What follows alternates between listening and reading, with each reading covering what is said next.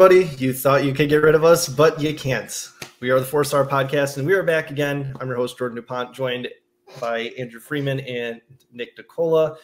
Tyke Mullen has decided to take the evening off, rightfully so. Army, woo. I have a quick announcement. I'll put it out on the internet now that all my ducks are in a row. I am, in fact, moving back to the Midwest, and I'm moving back to Wisconsin just in time for the Bears to have lost the Packers in embarrassing fashion. Yet again, Luke Getsy's a double agent. I don't care what anybody says. This is going to be just it's been so long since we recorded. We didn't really do an outline. We're just going to kind of go with stuff that's fresh and what we're feeling. And right now, I think we're all feeling upset is probably the politically correct way to put it. So if you guys would like to take your turn to complain about the Bears and the play calling and Luke Getsy, feel free. Andrew, you can go first. I'm stewing. Caleb Williams time, baby. Let's go. I don't know. I mean, yeah, it's just what a way to end it, right? I mean, this was kind of predictable. We kind of knew this was going to happen. Everyone's hyping themselves up after we beat after we bum-slayed against a bunch of bad teams and bad quarterbacks. I mean, Jordan Love and Matt LaFleur just systematically dissected this soft zone Eberflus defense. The offense had zero answers against a really bad Packers offense that just gave up 30 points to the Carolina Panthers, who have gotten shut out in their last 2 games of the season. So, way to go, offense, for not showing up. I mean, just what's there to even say? This is like every Bears-Packers game ever, except this time it's a new quarterback who, by the way, Jordan Love looks he's going to be freaking good, which is pain. Just pain. Breaking news. Bears fans disappointed that the Bears-Packers game turned out like every Bears-Packers game in the last 10 years. Yeah, I think I was looking at the stats. Eberflus is 0-6. John Fox, I think, was 1-5. No, Matt Nagy was 1-5. John Fox was like 1 or 2 and whatever. He was 1-5, I think. Lovey was 8-11. You want to put this in perspective? You want to be really sad? The Bears are 15-50 in their last 65 games against the Packers. 15 wins in 65 games in the NFL. That's insane. Well, when you constantly have the advantage at quarterback and in coaching, it kind of speaks for itself. I mean, I will admit, I watched about the first half of the game, and then I had to go to work, and then I would take a peek at the TVs whenever I could, which wasn't often because we actually got busy. But everything I saw was a run getting stuffed, or our offensive line letting the defensive line just jump all over Justin Fields. I think I saw a stat that 15 of his 24 dropbacks were pressured, and he went a full hour on the physical, not the game clock, the physical clock, without throwing a pass, and he didn't throw a single pass the entire third quarter. What are we doing? Sucking. Like that's what we're doing. Just absolute piss poor offensive game planning. You have a wide receiver that has shown he can get open when he's not supposed to be able to. You've got a quarterback that actually does have a cannon for an arm, and the last couple of weeks has been utilizing it properly. And you go an entire quarter without him throwing the ball against a defense that gave up 30 points to Bryce Young and the Panthers. What are we doing? I mean, seriously, it's like, I know we were joking about Luke Getsy being a Packers double agent earlier in the year, but if you needed any further proof, this game was it, because we literally have nothing to lose. We're not making the playoffs. There's nothing on the line. We secured the #1 overall draft pick. Our own draft pick, which I think wound up being number 10, was already secured. Why are you not going balls to the wall? This is your biggest rival, trying to keep them out of the playoffs and just curb stomp them to actually get some respect on your name at the end of the year. You literally had nothing to lose, and you come out calling plays like it's freaking third grade Pee Wee football. Just run up the gut, run up the gut. It's just, I don't get maybe it. maybe that's just Getsy's version of emptying the clip, so to speak. It's like, so remember, if we go back to like the Carolina game where Eberflus was like, "Oh man," like if you remember halftime, because of tricks over sleeve, first play halfback dive. It's just like you knew it was going to happen.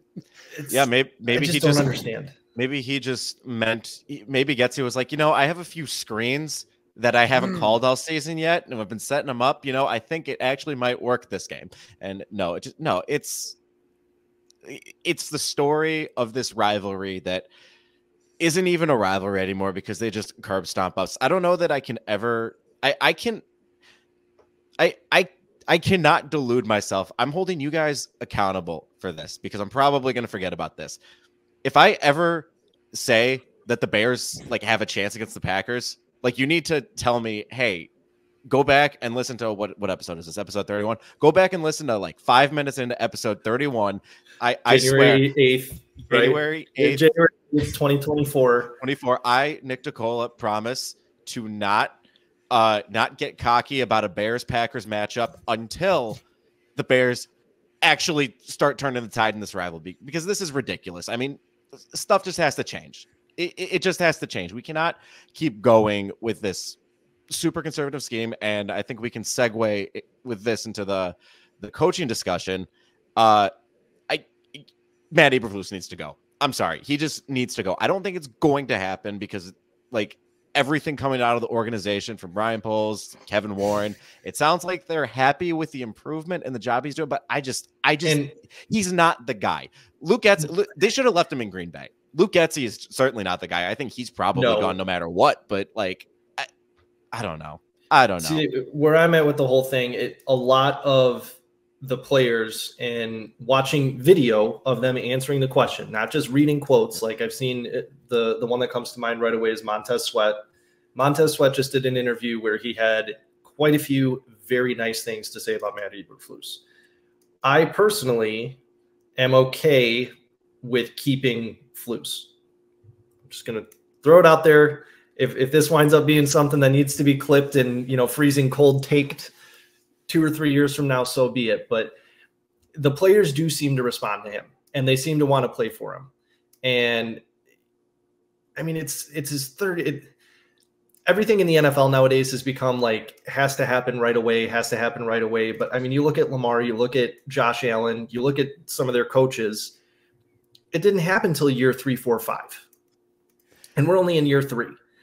And now's the time for it to start turning around. It did seem like it started turning around, but the way these guys are willing to go to bat and answer quickly that they really do like Matt Eberflus as their coach, I'm okay keeping him. Luke Getsy needs to be fired into the sun and, feel horrible for whoever winds up picking him up, because if we keep him, it's not going to be pretty. There's going to be an episode where I fly off the wall for about 5 minutes about how much I hate Luke Getsy, but he needs to go. And I don't know. I don't know about the whole Justin thing. Here's the thing. Here's the thing about the head coach is that it also kind of ties back into the quarterback conversation, right? Because if you're drafting Caleb Williams, are you going to give him Matt Eberflus, the super conservative, the super conservative defensive-minded head coach that seemingly like coached the big game hunter out of big game hunter Justin Fields? Are you going to give him that guy? Or are you give him a lame duck coach that if shit goes bad in year 3, he's going to get fired, and then Caleb Williams is already on his second coach? If you decide you're trading the first overall pick and you're sticking with Justin, do you keep Luke Getsy on? Because Luke Getsy, or do you give Fields his third offense in 4 years? None of it is good if you keep Eberflus. And this isn't really a smooth transition, but I have something I want to point out, and something that I don't really like about one of the many things I don't like about Matt Eberflus. As we saw in, I think it was like in the 3rd or 4th quarter, Justin Fields scrambled, he slid, and like has happened many times, he got hit. He got hit with a late hit by a Packers defender. I don't know who it was, but fuck that guy for hitting Justin Fields. It was Owens. It was Simone Biles' husband. Simone Biles' husband? Yep. Simone, you got bad taste in men, let me tell you. Anyway. And of course, Tony Romo, who clearly has not watched a single game Justin Fields has played, and is like, oh, well, that's going to be a penalty. And sure enough, no penalty got called. This has happened over and over. Hold on. This has happened over and over again with Justin Fields. He is like the one quarterback in the league that never gets these roughing the passer calls, not even the ticky-tacky ones or whatever. He doesn't get the ticky-tacky ones. He doesn't get the obvious ones that everybody gets to protect the quarterback. And Eberflus has not once gone and just lambasted the officiating in the media after the game. He has seemed to like not, I'm sure like maybe back channels he's doing stuff, but like go out, make a scene, make a play. Do you think if Dan Campbell was Justin Fields' coach, he'd be fined every press conference? He would be racking up fines every press conference. I think he might, if that was happening to his quarterback. I think he'd probably get suspended eventually. So yes, Eberflus is, the defense has improved. The addition of Montez Sweat really helps because we had no talent on the defensive line anyway, but it's still just stuff like that. The overly conservative scheme, the overly conservative defensive play, and just go to bat for your quarter. All right, I'm done. I'm just, Jordan, you can make your point. The thing I wanted to add, do you guys know how many roughing the passer calls Justin Fields got this year? Zero. Yeah. And Bears fans that are watching, it should be at least 10. He got 0. Yeah. It's pretty ridiculous. Ridiculous. And it's just like, it's the curse of, I don't know what it is. I really don't know what it is. I mean, Cam Newton had the same issues with getting roughing penalties.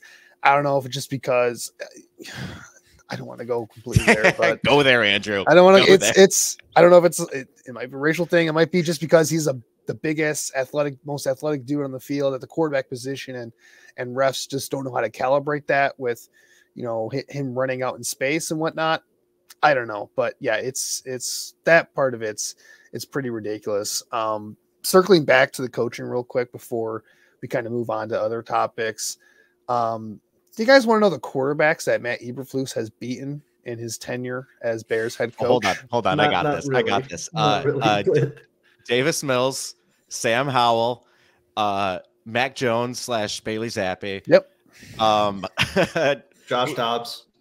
Taylor Heineke. Trey Lance. Jared Goff. Jared Goff in the cold, it's just different Jared Goff. That's full on Jared Goff if he's in the cold. Trey Lance. I think we got. Did we get them all? Or are we missing? Nope. Missing a few. Okay. Think Raiders. Hoyer. Brian Hoyer. Yeah. And then there's one more. Oh God. This guy's actually good. Okay, if he's actually okay. But he's on a shit team. All right. I'm blanking. Who is it? Kyler Murray. Oh, right. Kyler Murray's coming off an ACL injury. Was starting like his 5th game back, and he's on a terrible Cardinals team that has like JUCO talent on an NFL football field right now. That's the quarterbacks and teams that Matt Eberflus has beaten. And you want to tell me that we should keep him because the defense turned it around against the likes of Josh Dobbs, Bryce Young, Kyler Murray on a crappy Arizona Cardinals teams, the Atlanta Falcons on a team whose head coach just got fired. By the way, pretty much every single head coach Matt Eberflus has beaten, their coach has gotten fired. I was just about to Dan Campbell. Like, come on. I'm glad that they progressed to the point where they can beat up the worst of the NFL, right? But this isn't just about being mediocre. I know Bears fans are super excited and comfortable with being mediocre because that's what this franchise has been for 30 years straight. But like, this is about winning Super Bowls, right? This is about consistently contending for championships and being a first-class organization, not just being, a crusty old Lovey knockoff that that McCaskey was shooting for when he hired Eberflus in the first place, right? So my gut feeling on this, just based off of stuff I'm hearing and the general vibe that I'm getting from this thing, I think Getsy's going to be gone, which I think all Bears fans are going to rejoice when that happens. But I think Eberflus is going to stay because this is an organization that is afraid of change, that they're afraid of, forward thinking. They have an offseason opportunity here where they could really reset things and they could really shoot for, really taking a big swing here. Are they going to do it? Probably not. I think Eberflus, because they've finished the season strong against a bunch of bad teams, he's going to find a way to kind of convince them to keep him. But I mean, look, I do have a question. Yeah, go. Do you think if Harbaugh becomes available, they snag him? I'm not sure if Kevin Warren is a big Harbaugh guy because they had issues in the Big Ten. I get that, but I also don't think the McCaskey's got the money to pay a Harbaugh what he wants, especially when they're trying to close a stadium deal. So I think it'd be intriguing. I don't think it's going to happen. Plus, I think Harbaugh wants to go LA or Las Vegas anyway. That's just my gut. That's my gut feeling. I'd be shocked if the Raiders don't bring back Antonio Pierce after how he closed surprised. I could understand the Raiders thing. I know this isn't a Raiders podcast, but I could understand them like not bringing back Antonio Pierce only if it's for Harbaugh. Right. Like if they get Harbaugh, if they get Harbaugh, then yeah, obviously. But otherwise, it's Antonio Pierce's job. Like I don't know. I don't know how they could make the same mistake twice. Right. Yeah. Like I see what you're saying. Like if they're gonna, fire Flus, it would probably be for a big name like that. But like, why can't your big name be like Ben Johnson, or Bobby Slowick? I don't know if one of the best up and coming young offensive coordinators, offensive minds in the NFL. Bobby Slowick was on that 2013 legendary Washington Commanders coaching staff with Shanahan and McVay and LaFleur and basically all the guys that are some of the top head coaches in the NFL. You might want to consider, they weren't called the Commanders in 2013. Washington. Say the name. The team in Washington. I'm not going to say the redacted name. The redacted. I think Nick just wants to get us canceled. It seems like every episode there's something Nick is just like, yeah, let's just end it before it even gets started. Not every episode, like every other episode. Give me like a little bit of credit. No, but I Harbaugh would, to me, it's a big name. I get why the Bears would do it because Harbaugh's they're gonna win with defense and they're gonna run the ball a lot. And Harbaugh's a former Bear and yada yada yada. The meatballs would love it. I just think you'd be better off to go in a different direction, a more forward thinking direction. But look, they're gonna. I'm guessing they're gonna stick with Flus. I think in many ways this Week 18 game really exposed a lot of issues for why they shouldn't run this back. And I mean, just look at the defense, for instance. They gave up over 400 yards to this Packers team, over 300 yards passing from Jordan Love, over 100 yards rushing from the Packers. They gave up 7.2 yards per play. So I know everyone's going to stick to the Packers. Well, they only scored 17 points. Your offense has got to do better. The defense did its job. No, it didn't. The defense didn't force the Packers to punt all game. The Packers left 6 points on the board with a missed field goal and a horribly mismanaged 2-minute drill where they just refused to go out of bounds for whatever reason a couple times on that drive going into halftime.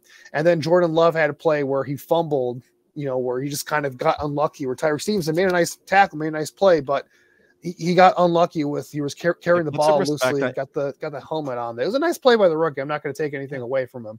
But also on that play, it was Jordan Love should have never ran that play because it was a busted play from the Packers where the receiver ran the wrong route on an RPO. So it never should have been in that situation where he was fumbling anyway, right?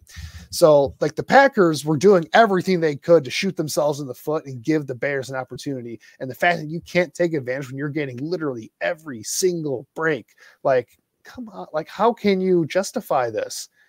It was a pathetic performance, pathetic on offense. And here's the thing with we talk about Luke Getsy being so bad. Luke Getsy is bad in part because of Matt Eberflus and his mindset. Do you think Luke Getsy is not hearing it from Eberflus to call a conservative game plan? I don't think it's just Luke Getsy that has the idea of running things conservative, running the ball a lot. That comes from the head coach as well. He's getting direct orders from the head coach to run this game or call the game a certain way for certain situations. So it's all bad. Honest question, do we trust Eberflus to get the OC hire right, assuming that Luke Getsy's gone? No. I would trust Ryan Poles. Well, it's still going to be. Eberflus is going to have a say in the decision. I know. It's not like his Poles staff can unilaterally hire an offensive coordinator and be no, like, "Hey, I'm aware. you guys work together." I'm just saying. Ryan Poles throughout the course of this year has 100% earned my trust in whatever direction he decides to go. Which is why he should fire Eberflus and bring in his own fucking coach. Right. If Ryan Poles is sticking with Eberflus, what does that say about Ryan Poles and the direction for this team? Like, he's complicit in this as well. He's not just responsible for the players that are brought into the building. He's responsible for the entire operation. He's responsible for hiring the coaching staff. I get it that, like, Eberflus was allegedly kind of forced on him by ownership. It was kind of a, arranged marriage, so to speak. But I mean, this is his chance to get his guy if he wants it. This is the perfect opportunity. And if he makes that decision to stick with Eberflus after what we saw in week 18, Ryan Poles is responsible for whatever happens next, just as much as the head coach, if not more, because he has the power to change this right now. And if he's not going to flex that power, and he's just going to stick with the same old, then you got a bigger problem here. And we can get to the quarterback discussion now, because head coach and quarterback kind of go together in this. But like, this is an important offseason because now you have the number 1 overall pick, because the Carolina Panthers are the worst team in the NFL. Oh man, they're so bad. Oh my God. I was watching some of that game. At least we're not the Panthers. At least we're not the Panthers. That's about as positive as we're going to get in this show. Oh my gosh. Yeah. Oh my gosh. They're so bad. They're so bad. Well, and I don't think Virginia McCaskey is physically capable of throwing a drink at any of the fans in the stadium. So I don't have to worry about that either. Hey, she's got heart, man. You don't know. Yeah, those old lady. She's got old lady strength. But yeah, like now we get to the point where you got the number 1 overall pick, right? Caleb Williams, Drake May in this upcoming draft class, 2 fantastic quarterback prospects to choose from if you're the Bears. Like, this is the pivot point. And Justin Fields, as sad as it is, you can say what you want about the offensive line, the offensive coordinator, the playmakers not being good enough. Like, the quarterback holds responsibility for the offensive failures as well. It's not just everybody. You can't keep on making excuses for everyone else around him. Like, Justin Fields has culpability as well when it comes to the lack of consistent production on offense this year. And to me, I know he's gotten better. He's improved. We've seen some strides, but I'm still seeing the same issues that I've seen going back to his days at Ohio State. They're still there, and they still come up at the worst times. And I think we saw that against Green Bay, where it's not getting better, and it's just not good enough for me. So it's not. I want to make 2 points, and they're mostly questions because you guys watch a lot more film and a lot more football than I do. So these are just, I've been like a lot of meathead Chicago sports fans, and every time I've seen a clip talking about the Justin Fields decision come up on my YouTube feed, I've watched it. And a couple of the points I've heard are, 1, Caleb Williams is really, really good at making off-schedule throws, but nobody's really seen him make any crazy good on-schedule throws within That's BS. That's BS. That is BS. That's fine. I'll let you finish after. I'll just say this real quick. Like, Caleb Williams, the issue, everyone's going to say they have similar issues. There's similar symptoms, but they're different issues. Justin Fields, the question with him is whether he is capable of processing and playing on time in structure. Caleb Williams absolutely can play in time in structure. There is a lot of plays where he is fantastic with that. It's just a matter of like him falling too in love with hero ball tendencies and doing it more consistently. So it's just like a Zach Wilson. Really. It's decision. No, Zach Wilson was purely just going off script. He was pure vibes. He was just pure vibes. Pure vibes. Yeah. He was thinking about all the BYU moms out there. And all right. No, Caleb Williams, he is really good in structure when he wants to play in structure, if that makes sense, right? Okay. So he's got the quick release. He gets the ball out quickly, anticipates. It's just a matter of doing it more consistently. So the other point I've heard, and thank you for clarifying that, because again, that wasn't me It's saying, an important distinction, yeah. Yeah, that's not me saying like, oh, I know this for a fact. This is what I've heard. Please clarify. The other thing I've heard is everyone is saying that they can see if we trade Justin Fields, him going and being an electric player somewhere else. And I get that, we're talking about bringing him in for yet another system, but if he goes somewhere else and has success, he's still a good football player, and that's another system that he had to learn anyway. Okay, what I will say to that is if he leaves and goes to another system and a coach that is going to play to his strengths and actually try to develop him and try to get him up to speed and just embrace the big game hunter that he is and have him use his legs and his cannon for an arm rather than just have him throw freaking screens this entire time in this stupid conservative scheme. Like the Justin Fields we would see be a superstar or a star, or at least have the Justin Fields has arrived moment in another scheme. It's not happening in Chicago. It's not happening under Matt Eberflus. It's not. It's just not going to happen unless you. Now look, if the Bears wanted to clean house, if they wanted to clean house, if they wanted to bring in a new head coach, and that head coach was like, "Hey, I think I can get it out of Justin Fields, and I think it's worth passing Caleb Williams over," so they trade the back. I could understand that, and then maybe that's around. And that's what I'm saying. I don't think that would be the smart long-term play, especially given like the contract situation and what you've already seen. But I don't think there's any justification for bringing him back under Matt Eberflus, because you're not going to see that star under Matt. Because this is the thing that drives me so nuts. It's like we could literally have Josh Allen 2.0. I mean, literally. With the bad, I'm including the bad because Josh Allen throws a lot of interceptions and, ball security is an issue. But they're the number 2 seed in the AFC going into the playoffs, and nobody wants to play them right now. But the thing with Josh Allen, though, is that he has the traits that Justin Fields doesn't. Like he does process very well. He gets the ball out quickly. He doesn't take a lot of sacks. Like you still get the hero. Like Josh Allen, like his comparison is actually more closer to Caleb Williams when it comes to those issues, right? Except Josh Allen is just a freak of nature where he's just a massive human being capable of doing, and a freak athlete doing all that stuff too. Right. He's kind of like Brett Favre and Cam Newton's body, if that kind of makes sense. So he's his own thing, man. He's wild.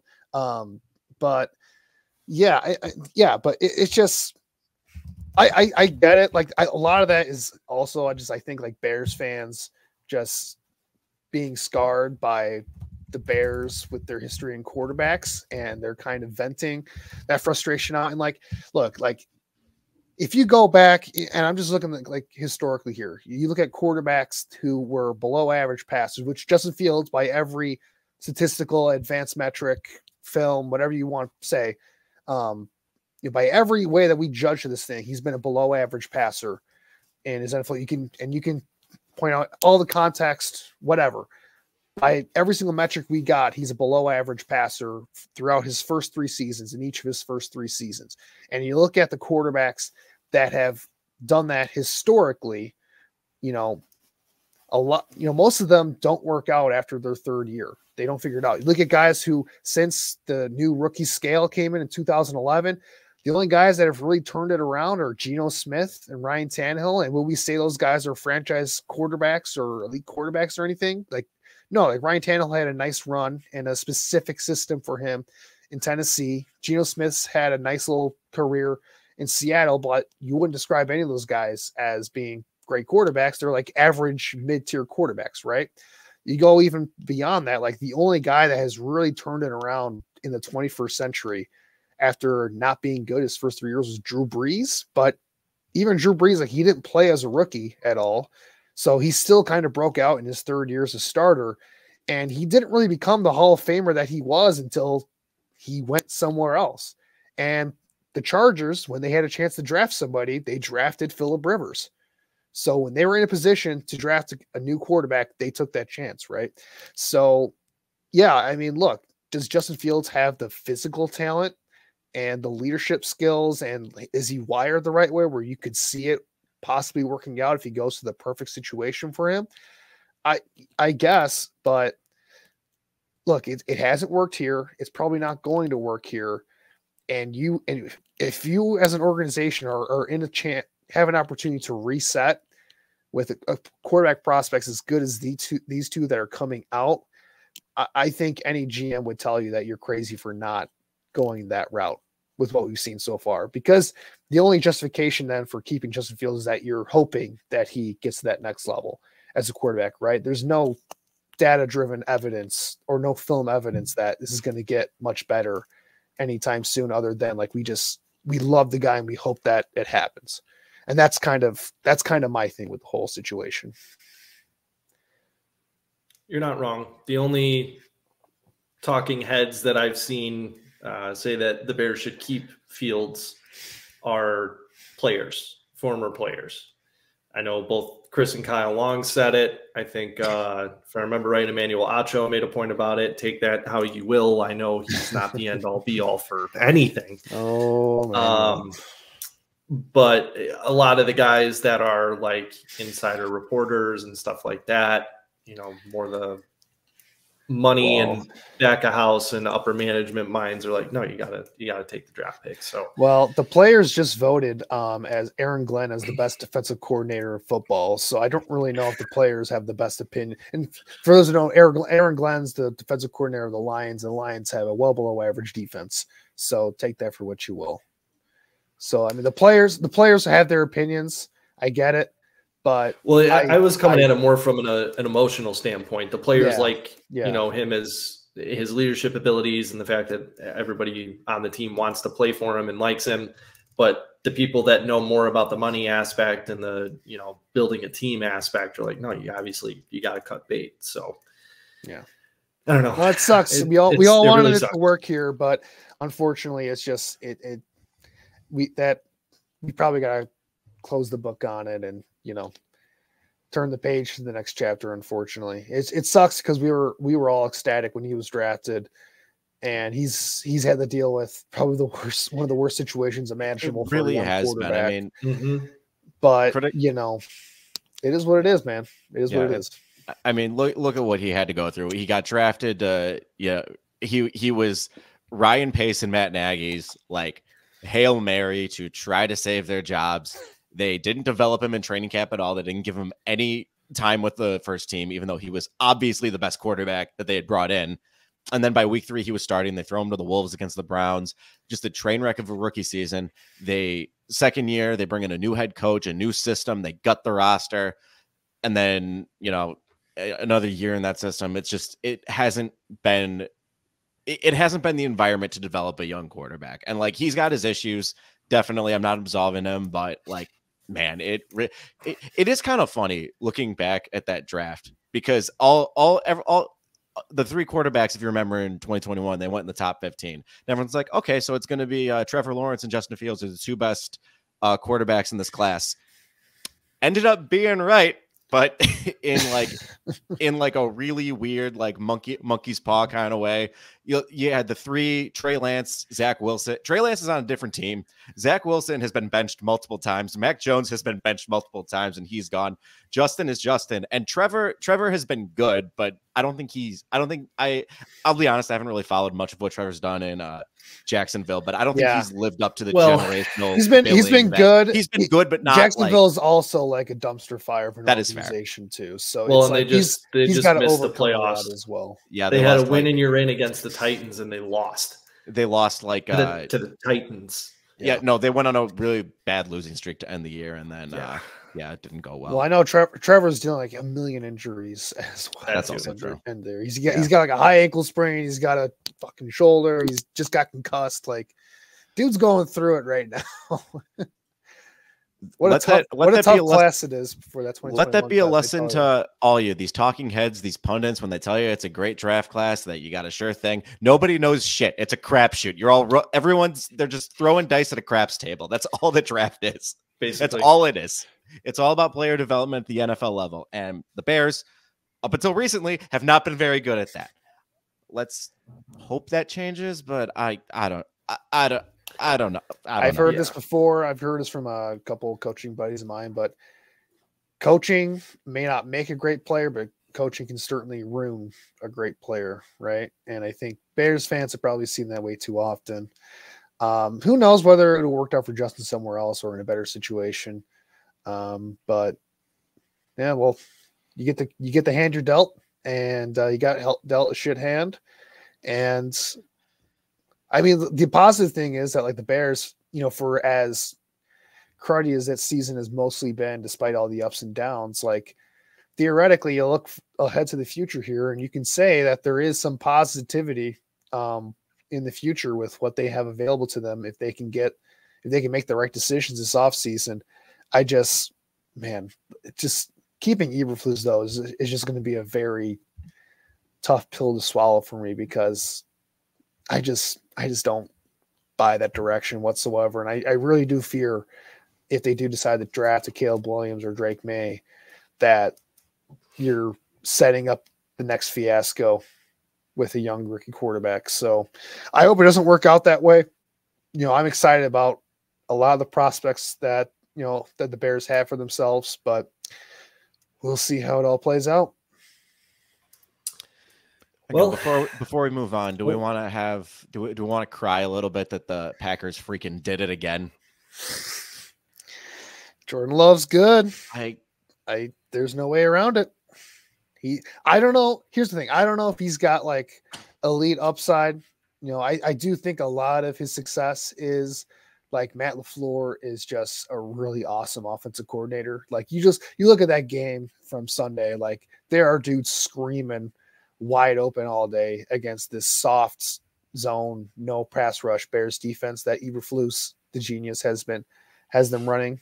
But also like Jordan Love, like you can see it, man. He plays on time. He gets through his reads. He throws a good ball. There's a couple instances where he has to go off script, where he can make some special throws. Like I'm not as terrified of him as like I was with Rodgers. Because Rodgers terrified me every single time he had the ball in his hands. I'm not like quite like that with him. But yeah, he looks like he's gonna be good for a long time, which sucks because I thought he was going to be the one that wasn't that, but it is what it is. I have a theory.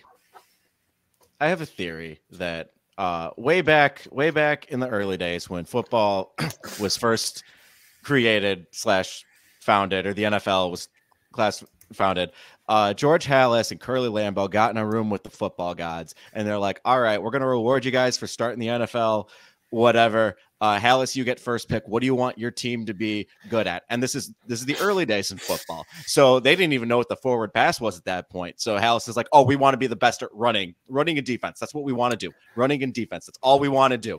And then Curly Lambeau pops in and is like, I mean, okay, I guess this forward pass thing, And then Halas was like, sweet, I got the good end of this deal because nobody knew how to throw a forward pass, and they won all those pre-Super Bowl championships.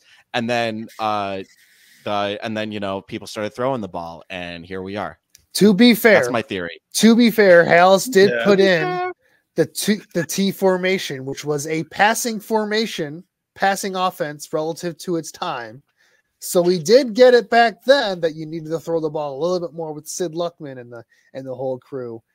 He just never got really past the next part of that evolution, where you kind of can't just stop at the T formation, George. You kind of got to add more to that arsenal there. Well, it was enough to throw the nation. So, To be honest, I think the 85 Bears have just ruined the Bears for the last 3 decades, because now all Bears fans in ownership thinks that you just need a good defense and run game to win. And that, like, nope, that's not how it works anymore. That time has been long gone. We should probably move on. We've been talking about the Bears for 40 minutes and the season's over, so we should probably move on. Knock the Cubs out real quick. Nothing's happened. They didn't do anything. We've been in talks with Reese Hoskins, Matt Chapman. They're not going to sign anybody. Cody Bellinger. Save all their money. Who's the other? Oh, there's a pitcher. Jordan Montgomery. There's been reports that they've been in discussions, but nothing's happened. We'll update you when we hear something, which is Probably going to be never. After we got so excited for hiring Craig Counsell and thinking that meant that we had a shot at Shohei and that we were going to make big moves. And nope, it just means they want Craig Counsell to elevate a mid-roster like he did in Milwaukee because Ricketts wanted to save their money. It's exactly what it is. We were so excited bringing in Craig Counsell. Oh, look at what he's done with a crappy roster. Now he gets to do it in Chicago with a slightly better roster. Oh God, why do we do this to ourselves? Why do all Chicago owners have to be cheapskates? Like I just like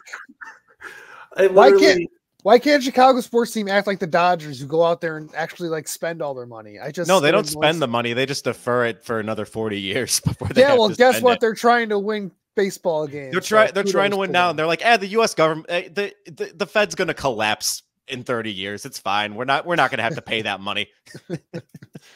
Smart. Well, moving on to the Blackhawks with more just horrible news. Connor Bedard has a fractured jaw and Nick Foligno has a fractured finger. So our injured reserve roster looks stronger than our current playing roster, which I saw a tweet that the salary cap hit for the entire team that went out and beat Calgary 4-3 was $19.3 million. The whole team. They had to play that game with 11 forwards, not because they chose to carry an extra defenseman, because they only had 11 forwards available to play for them. Really bad. I mean, look, we talked about it in the offseason. We talked about it a little bit. This team was going to be bad. They were going to be towards the bottom of the NHL, healthy, right? You were going to see they were going to be fun to watch. You were going to enjoy it. But now look at the rash of injuries. You got Taylor Hall, Andreas Athanasiou, Joey Anderson, Taylor Radish, Tyler Johnson, Seth Jones, Connor Bedard, Nick Foligno. Connor Bedard, who's your best player, by the way, at 18 years old, who was an all-star. Got voted to the all-star team. I was going to say. Voted to the all-star youngest all-star in NHL history. Yeah, that's so that's good. But like, look at all those names. The injured forward group would beat the healthy forward group if they played each other. I mean, it's just insane. Dude, you can't do any. I quite literally cannot remember a team in any sport that has been like a team that I've followed. Maybe there's one, but that has been this freaking cursed when it comes to injuries. And this is a team that really doesn't have a ton of depth at all. So I don't know. It's not good.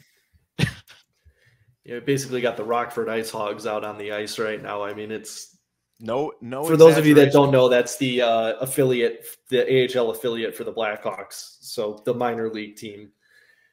But yeah. God, that's not even mentioning that they don't have Corey Perry anymore either, due to the BS that happened earlier. So that's another one. God, I don't know. I don't know. Can we hit sim to end a season and sim to draft lottery or something or anything? Who's got the controller? I think that's what we gotta do here. Macklin Celebrini, come. You're a Chicago Blackhawk. Let's go, please. Yeah, that's really all there is for the Blackhawks. Everybody's hurt. They're a walking hospital. Blue Cross Blue Shield, Illinois, is getting work out of their sponsorship. That's for damn sure. Somehow we are not the worst team in the NHL. The San Jose Sharks are. No, because the Sharks they went on this like insane losing streak to start the season. It was like, I don't know what it was, but they didn't win a game for a while. Well, they're currently 9-28-3 with 21 points. The Blackhawks are 12-26-2 with 26 points. So, yeah. But hey, that means there's a really good chance we could win the draft lottery. I'm really surprised because like Phil Kessel is still a free agent at this point. I don't know why. Just sign Phil Kessel. Just go sign Phil Kessel. Sign Jonathan Taves. Go throw him a bunch of money, buy him a hot dog cart or whatever. I'm sure he'll appreciate it. Yeah. See if Jonathan Taves. I don't know if Jonathan Taves would come back for this Blackhawks team, but you know, I saw. I think it was. Have you guys watched Shorzy? I think it was. Yep. No. Put butts in seats. Put butts in seats. Sign Phil Kessel. Sign Taves. You're done. I think it was sign Shorzy. Why not? I think it was. Where's Jared Kiso right now? Yeah, we'll get him on there. I think Mark Lazarus tweeted. I was like, we just screw it at this point. Go see if Yager will come play for the Blackhawks. Yeah, again. right. Yep. 52-year-old, however old he is he 52? I don't know. I'm gonna find that out. He's got to be up there. He's still got it. He's still got it because he was playing some international games and just wrecking everybody. 51. He's played in the KHL. Yep. It's still a professional hockey league. Yeah. it's crazy. Why not? But yeah, being a Blackhawks fan is rough right now, but I'm still going to do it because it'll be better. It'll be better once everybody gets healthy and, they actually sign players in the offseason and all that. So yeah. Speaking of getting healthy, yeah. Zach LaVine's supposed to be coming back soon. How do we feel about that? Well, do we want the Bulls to be playing well or not? Because if we want him to be playing well, he should just stay on the bench. That's what I'm saying. I mean, I want them to not play well, so I say Zach get healthy and get back on there so we can start losing some games. But my opinion doesn't matter on these sort of things. Ooh, I might be going to the Bulls Suns game because it's the week before I leave. Oh, that's fun. That's fun. Just get to go watch the Bulls get blown out at the Footprint Center. Well, for all you know, they're going to go out there and win because the Suns are also not very good this year. So that's just how these things work, Jordan.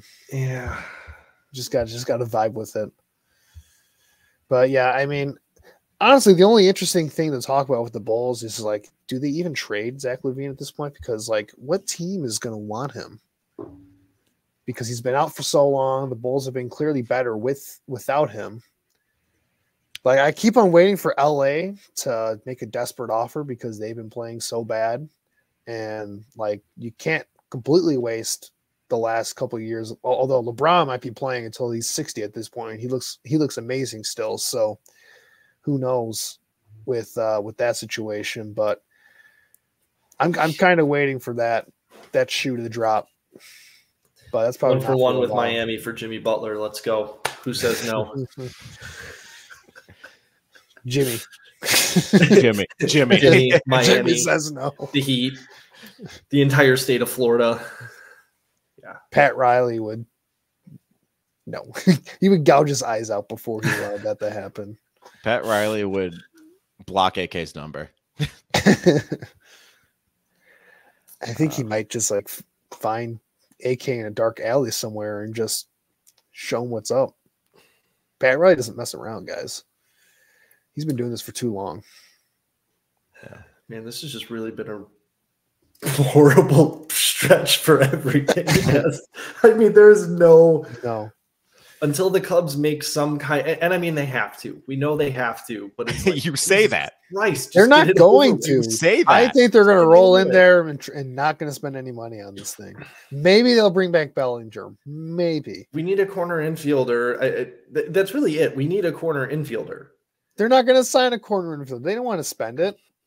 Ricketts is too busy rolling in all the Wrigleyville dough. Well, I did see, and I need to get better about remembering where I see these things, but I swear this was from a real Twitter account. Okay. It was real. It was not a fake. I'm going to fact check you in real time, Jordan. You better be careful. Somebody did say that the Cubs made legitimate, fair offers to Belly, Rhys Hoskins, Matt Chapman, and Jordan Montgomery. And it's just nobody has wanted to sign anything yet. And it makes sense because all of them have freaking Scott Boras as their agent. So that's another thing we're dealing with right now. I think that's the big hang up. If you know it's Scott Boras, then you better be willing to pay up. Just going to wind up with a Dexter Fowler surprise spring training show up. Not actually Dexter Fowler. I just mean like they're going to randomly show up at spring training. Like, maybe they will get Dexter Fowler. Maybe they will. I'm sure. Bring the game back together. Why not? Hey, maybe that ain't going to happen. Maybe you can trade for Chris Bryant on the cheap since he's been injured all the time. You can get the whole game back together. Maybe Colorado will pay your salary for you. Yeah, see if you can get the Rockies to pay you $50 million like they did the Cardinals with Arenado. So what do we think? Play a little game here. Cubs winning percentage by the time the game goes to Cincy. by the time the game goes to Cincy. So the game goes to Cincy on June 30th is the game we're going to. No, it's June 6th to the. Oh, we're there from the 6th to the series is from the 6th to the 9th of June. So what was that, like a month and a half? Yeah. Okay. I 69% in honor of us being there. Nice. I like that. Nice I like that. I'm gonna go with that. I think I'm gonna say 5 games over 500 at that point. Okay. All right. Mark that down. Internet, do your thing. Internet, do your thing. If Jordan's wrong, he takes a shot of Malort. No. Nope. Big no. How dare you say no? God, that's going to be the first thing you make me do when I get back. Yes, Jordan. He's going to avoid me for months when he comes back to avoid taking. You know what's happening. Just embrace it. I can't. My birthday's literally the week after I get back, dude. I've already got your present. Just put it all the way down the gullet. Don't have it get on your tongue. You'll be fine. That's what she said. That's what she said. All right. We're going to end it there. I don't trust you guys anymore. We're done. We're done. We've talked about sports. We're done. Yeah. Thank you all so much for watching. So I think we got – I'm going to look at the calendar here real quick. I think we're going to record next week and then take the week off because I'm going to be driving 27 hours, so I'm not really going to be able to record. But not doing CarCast. And I'm not going to have my apartment. So leave a comment down below if you want Jordan to do a CarCast. Please don't make me do CarCast. I'm going to be in a freaking U-Haul van by myself. Even better. My brother and my friend are driving my car back with the cat. Adds to the aesthetic, I think. Yeah. Anyway, thank you all for watching. I'm Jordan DuPont. Andrew Freeman's here. Nick DeCola's here. We're the 4-Star Podcast. Check us out on Twitter at 4StarPodCHI. Website is 4StarPodCHI.com. Nick is on Twitter at NDecola21. Tyke, who is not here, is at TMMullen007. And Andrew is at AJ Freeman25. If you want to hear him complain about the Bears more, you can check his work out on 247sports.com. Oh, I'm so ready. We're recording this Wednesday. We're ready to go. And he's also got the Picks for Bulls podcast. We'll be back again ranting. I'm assuming there's going to be no raving next week. Nope. So just probably ranting next week. Till then, have a good one.